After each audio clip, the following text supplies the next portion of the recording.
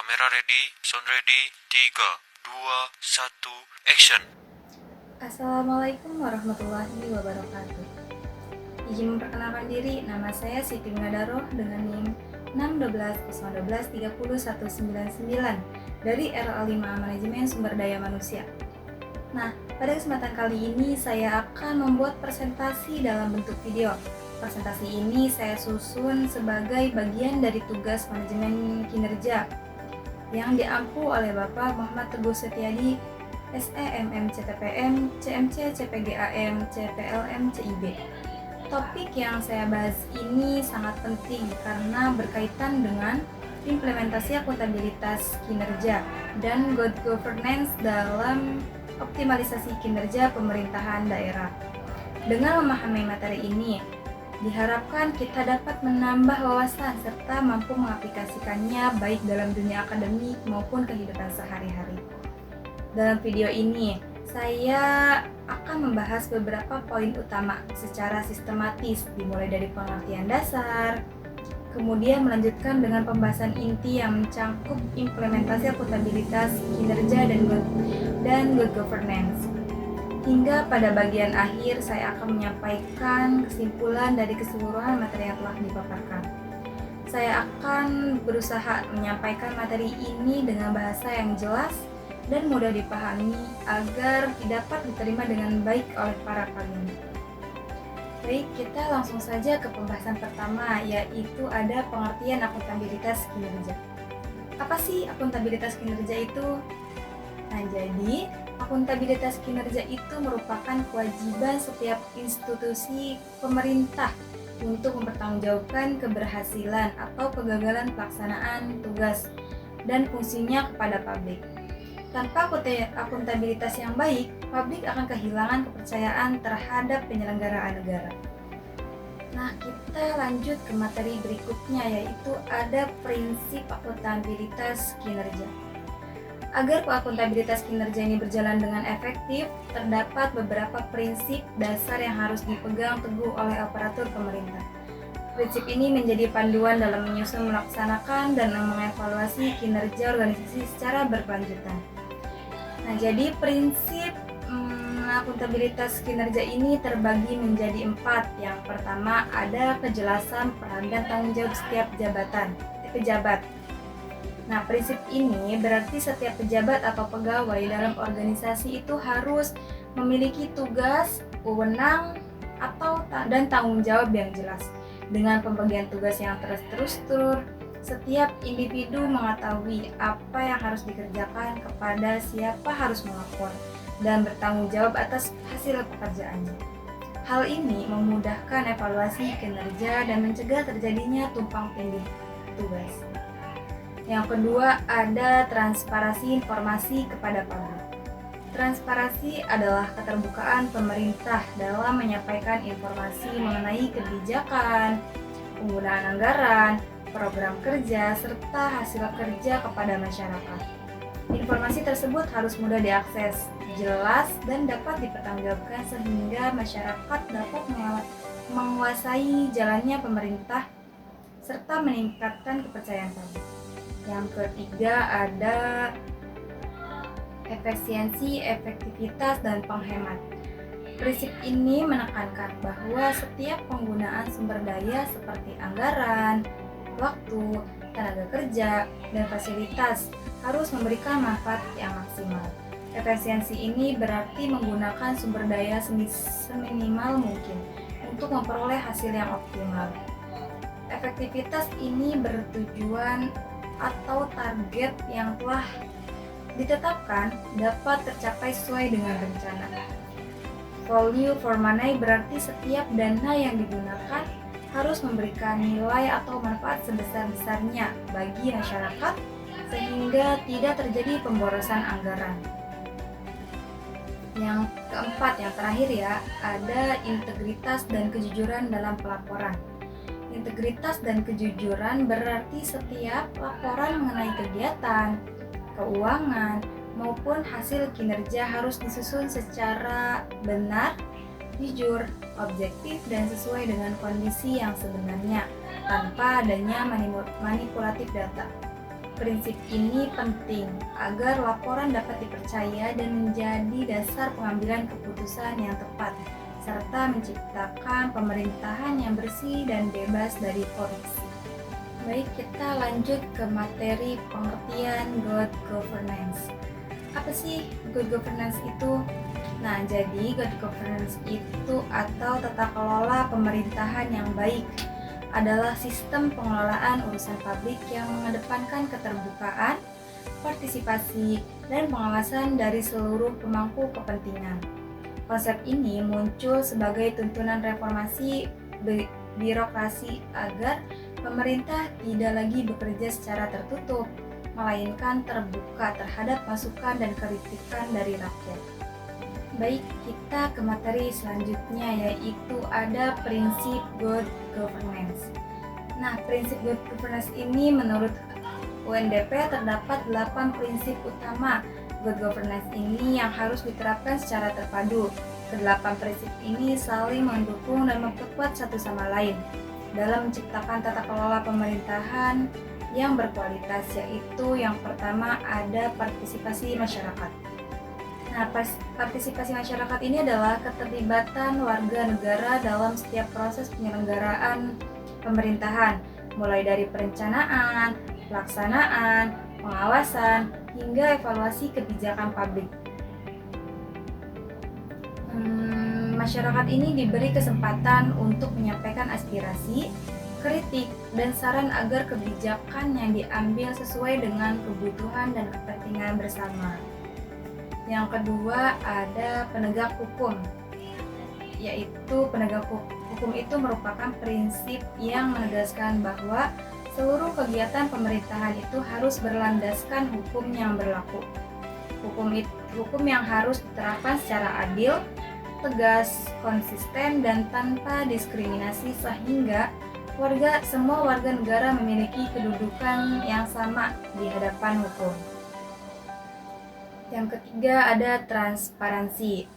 Nah, transparansi itu adalah keterbukaan pemerintah dalam memberikan informasi mengenai kebijakan penggunaan anggaran, pelaksanaan program, dan hasil kinerja kepada masyarakat. Informasi tersebut harus mudah diakses, jelas, akurat, dan dapat dipertanggungjawabkan sehingga masyarakat ini dapat melakukan pengawasan terhadap jalannya pemerintahan. Yang keempat ada responsivitas. Nah, responsivitas ini adalah kemampuan pemerintah untuk merespons secara cepat dan tepat terhadap kebutuhan, keluhan, serta aspirasi masyarakat. Pemerintahan ini harus mampu memberikan pelayanan publik yang berkualitas serta menyelesaikan berbagai permasalahan yang dihadapi masyarakat secara efektif. Yang kelima ada konsensus. Nah, konsensus ini adalah proses pengambilan keputusan melalui musyawarah dengan mempertimbangkan berbagai kepentingan yang ada. Tujuannya adalah mencapai kesepakatan bersama yang dapat diterima oleh semua pihak sehingga keputusan yang diambil ini bersifat adil dan bermanfaat bagi masyarakat luas. Yang keenam ada efektivitas dan efisiensi. Nah, efektivitas ini berarti setiap program atau kebijakan pemerintah mampu mencapai tujuan yang telah ditetapkan. Efisiensi berarti tujuan tersebut dicapai dengan penggunaan sumber daya, waktu, tenaga, dan anggaran secara optimal sehingga tidak terjadi pemborosan.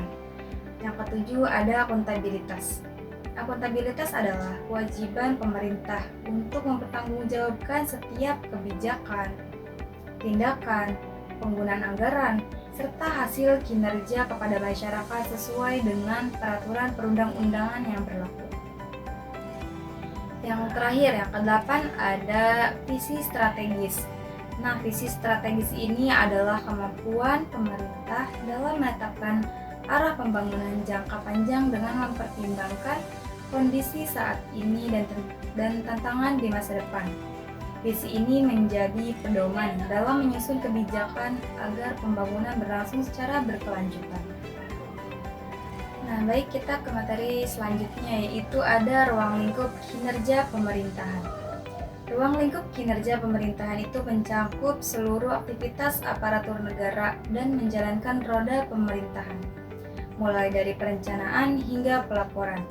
Setiap tahapan saling terhubung dan menentukan kualitas pelayanan publik yang diberikan kepada masyarakat. Nah, ruang lingkup kinerja pemerintahan ini terbagi menjadi 5. Yang pertama ada perencanaan.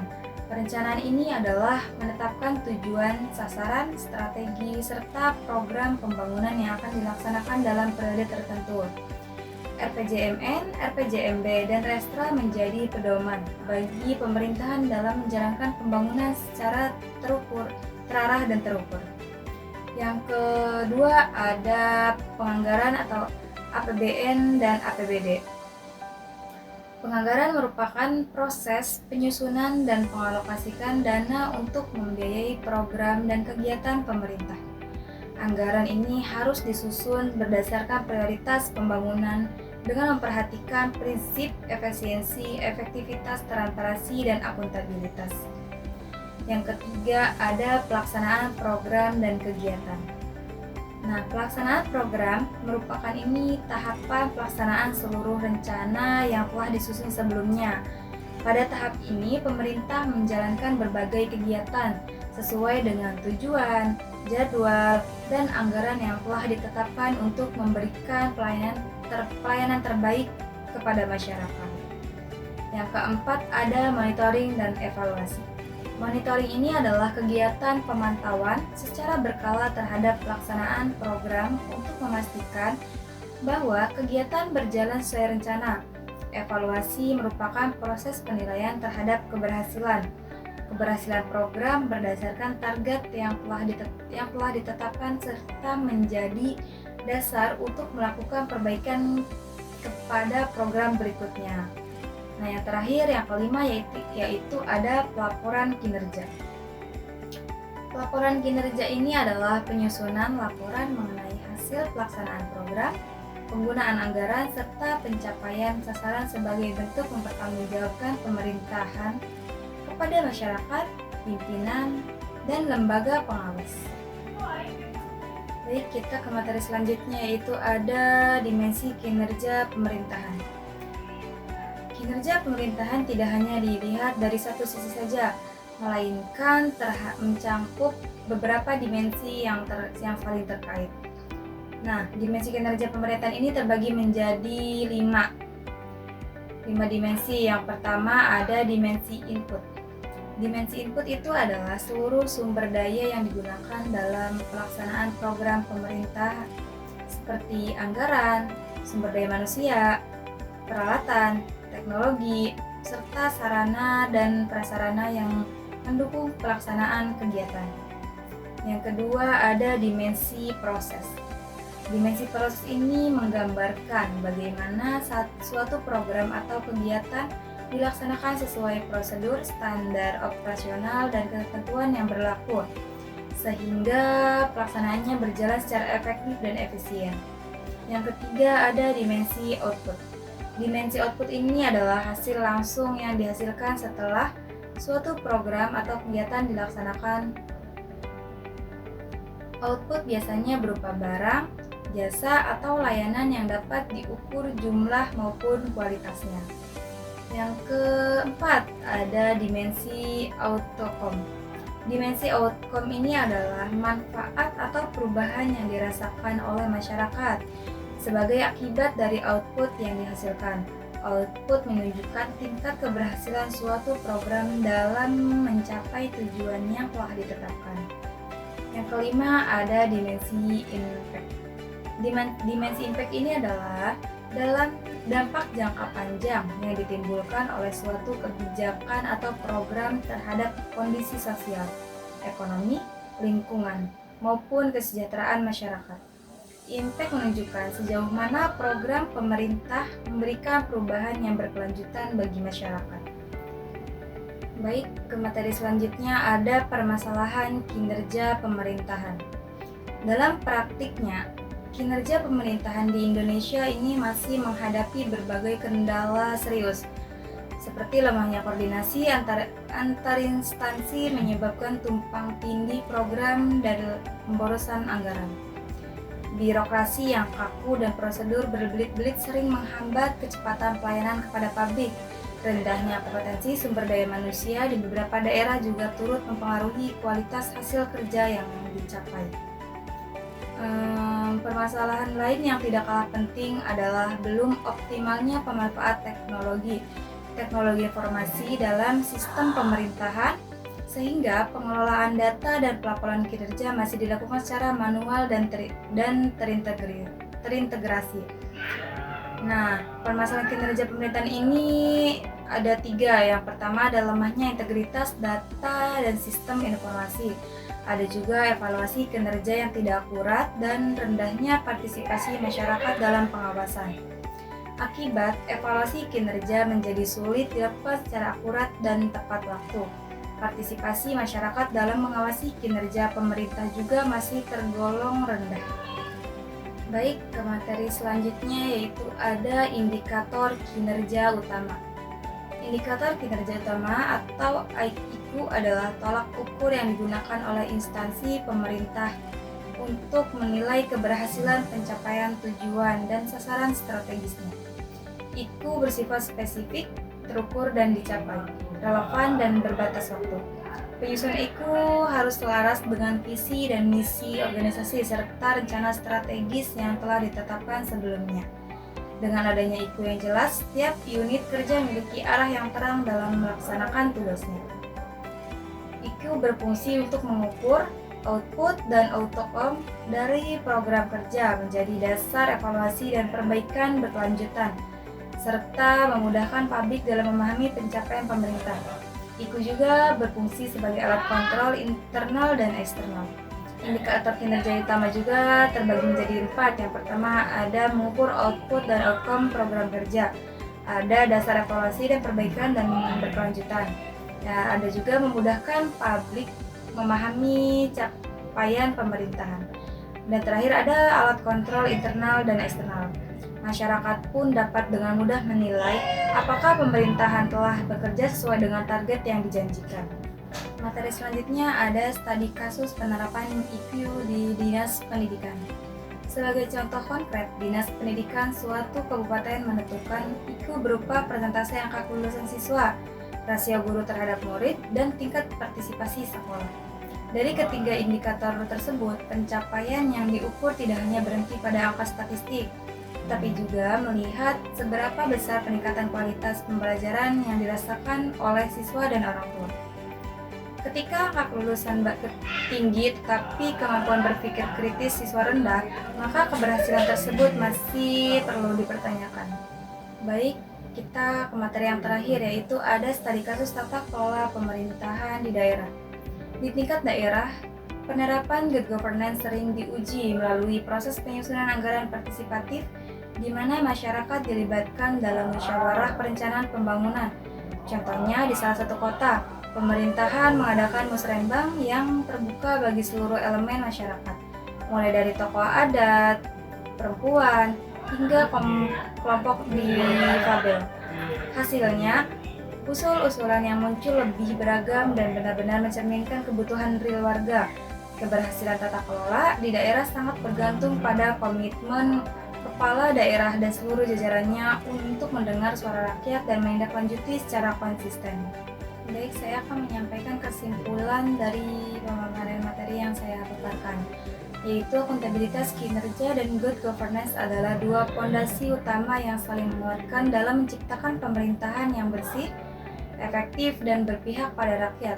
Tanpa akuntabilitas dan good governance kehilangan alat kontrolnya. Tanpa good governance, akuntabilitas hanya menjadi formalitas kosong. Oleh karena itu, seluruh aparatur pemerintah harus berkomitmen untuk menjalankan kedua prinsip ini secara konsisten dalam setiap aspek pekerjaannya.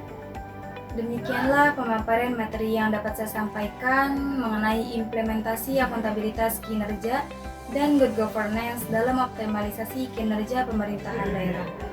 Dengan demikian, materi ini diharapkan dapat memberikan pemahaman yang lebih baik serta bermanfaat bagi kita semua. Saya menyadari bahwa penyusunan dan penyampaian presentasi ini masih terdapat kekurangan.